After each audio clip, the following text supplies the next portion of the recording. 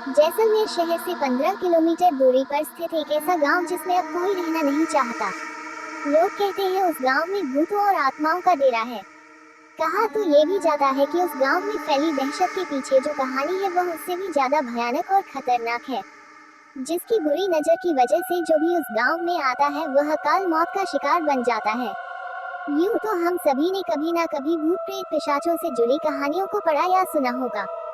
हो सकता है कुछ ने ऐसी पारलौकिक शक्तियों का सामना भी किया हो, लेकिन जो कहानी हम यहाँ आपको सुनाने जा रहे हैं वह थोड़ी अविश्वसनीय जरूर है, लेकिन स्थानीय लोगों के लिए वह एक बेहद खौफनाक सच है जिसका सामना उन्हें अक्सर या कहीं शायद रोज ही करना पड़ता है। मरने के बाद भी जिंदा है वो। कुलधरा जैसलमेर से 15 किलोमीटर दूरी पर स्थित एक गाँव अपनी दहशत के लिए आसपास कुख्यात बन गया है। आपको ये बात तो पता ही होगी कि जिन स्थानों को पारलौकिक ताकतें अपने कब्जे में ले लेती हैं उन स्थानों पर बसने वाले लोग या तो स्वयं उस स्थान को छोड़कर चले जाते हैं और अगर नहीं जाते तो उन्हें अपनी जान से हाथ धोना पड़ता है।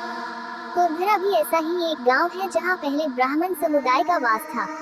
ऐसा माना जाता है कि सन 1825 में इस गांव में रहने वाले पालीवाल ब्राह्मण और आसपास के 84 गांवों के लोग रातों रात अपना घर छोड़कर चले गए थे।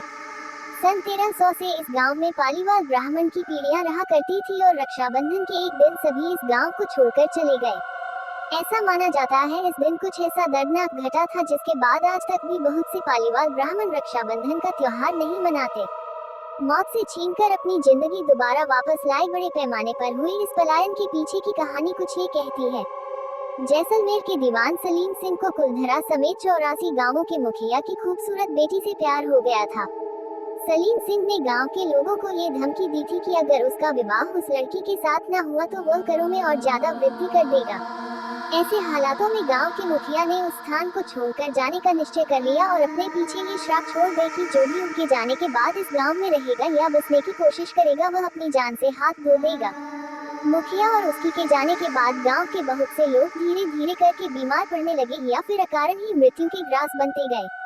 इस घटना के बाद कुलधरा और आसपास के 84 गांव के लोगों ने अपना अपना घर छोड़ दिया और तब से लेकर अब तक कोई भी उस गांव में बसने की हिम्मत नहीं जुटा पाया है।